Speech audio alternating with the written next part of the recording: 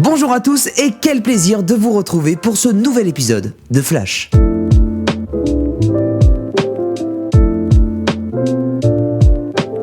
Aujourd'hui, on va parler d'un sujet que j'affectionne tout particulièrement et je dois vous l'avouer, un sujet qui me touche. On va parler aujourd'hui de tous ces projets qui se sont rapprochés si près de la lumière, si près du succès, qui se sont brûlés les ailes soit par malchance, soit pour divers coups du sort. En bref, ces groupes qui n'ont jamais eu le destin qu'ils attendaient depuis tant d'années. Alors vous allez me dire, bravo Julien, hein, toi pour faire des vues t'as tout compris, tu parles de groupes que personne ne connaît. Attends, j'ai pas dit non plus que personne ne les connaissait. Certains groupes ont marqué dans l'ombre l'histoire de différents courants musicaux. Certains puristes de ces styles les voient alors comme des dieux, ou alors comme des éternels incompris. Certains d'entre vous auront déjà entendu certains morceaux, sans jamais se souvenir de ceux qui les ont faits. Ouais, c'est triste. Trêve de teasing, on va tout de suite passer à la première histoire, celle du groupe It's a Beautiful Day.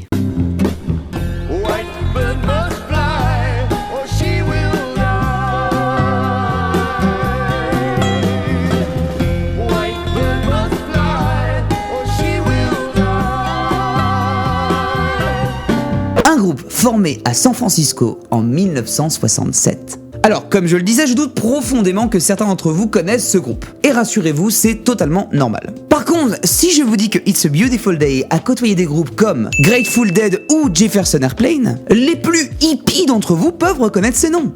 J'aime ce qui se passe. Mais on est d'accord, c'est notre secret, ça reste entre nous. Hein. Pour la faire court, le groupe s'inscrit pleinement dans la scène psychédélique de la Bay Area. Simplement, la baie de San Francisco quand j'essaye pas d'avoir un accent anglais que je maîtrise absolument pas. Voilà. Alors si les groupes que je vous ai cités juste avant étaient totalement incontournables pour toutes les soirées acid test, à l'époque c'était bien It's a Beautiful Day qui avait une mission. On leur avait demandé d'ouvrir systématiquement pour les grands soirs, les grandes soirées du Fillmore, qui est une salle très mythique des États-Unis. Grâce à cette opportunité, ils vont devenir incontournables en seulement quelques mois. Et ça, bien avant tous les autres noms que je vous ai cités que vous devez connaître un peu plus. Et là, vous allez me dire, pourquoi ils rentrent dans la catégorie des groupes oubliés ? Bah oui, parce que des success stories qui commencent par « ils ont commencé par ouvrir et sont devenus incontournables », il y en a quand même des centaines. Alors on peut dire que ce groupe a une malchance. À un niveau... C'est inquantifiable, vraiment. J'ai très sérieusement une théorie comme quoi l'un des membres du groupe est un ancien nazi. Non, parce qu'à un niveau de malchance comme ça, le karma, voilà, il y a un truc, il y a quelque chose. La première malchance commence en 1969. À cette époque, le jeune groupe a sorti un premier album plutôt prometteur. Cet album ira même jusqu'aux oreilles des mythiques Pink Floyd. Quand ils écoutent cet album, les Pink Floyd tombent amoureux d'une musique. Le titre s'appelle à l'origine Bombay Calling.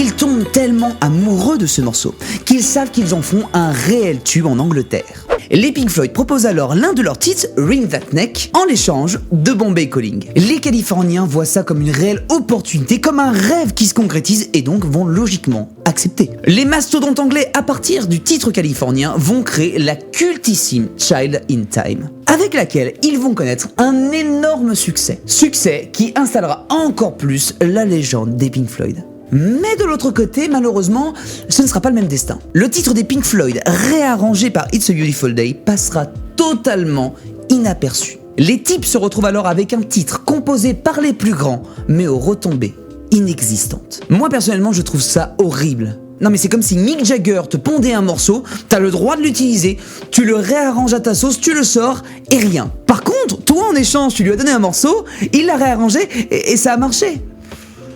Ah là là, j'ai des frissons de somme depuis le début de la vidéo, je sais pas si vous les ressentez aussi. Mais le sort allait enfin leur donner une chance. Et cette fois-ci, on y croit.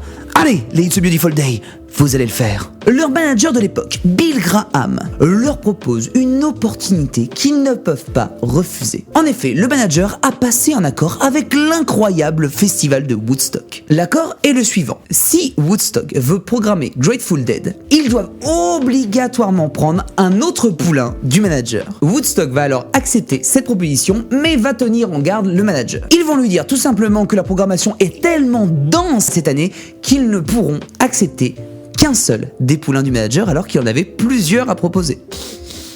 Vous sentez la douille arriver là ou pas? Ça sent la douille, ouais, c'est ça arrive. Il reste alors deux finalistes, It's a Beautiful Day et un autre dont je tais le nom parce que ça fera une bonne claque de fin à mon histoire. Le manager, devant ce dilemme, va prendre la pire décision qu'il soit, à mon sens. Il décide de tirer à pile ou face quel groupe ira au festival. Il n'y a que du mépris là-dedans. On parle quand même d'artistes, donc d'êtres humains, hein, avec des rêves, avec des sentiments, avec des émotions, et on tire tout ça à pile ou face.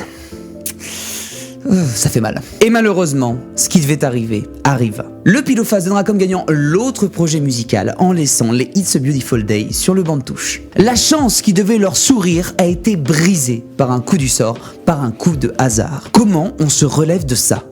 Vraiment. Parce que si c'était une erreur qui venait d'eux, je sais pas, une erreur artistique ou autre chose, une erreur humaine, n'importe quoi, bon, ils auraient pu s'en vouloir, mais là, c'est carrément le hasard, c'est le sort qui a décidé. C'est horrible, ils ont aucun pouvoir d'intervention sur le truc. Moi, j'aurais détesté que ça m'arrive, évidemment, comme vous, mais vraiment, c'est dur. C'est dur, les gars, et on comprend. Alors, vous allez me dire, c'est bon, c'est pas parce qu'ils ont raté un festival qu'ils ont totalement détruit leur carrière. Un peu quand même. Justement, pour apporter un argument à ce que je dis, je devais vous donner le nom de l'artiste qui, lui, a été à Woodstock. C'était Santana. Voilà. Et vous avez vu un peu la carrière qu'a eu Santana après cette opportunité qu'il a eue. Voilà. Je dis pas que Woodstock est responsable de la carrière de Santana, mais à cette époque, c'était quand même le tremplin musical de sa génération. Donc, une sacrée opportunité quand même. Toute une carrière misée sur un pile ou face.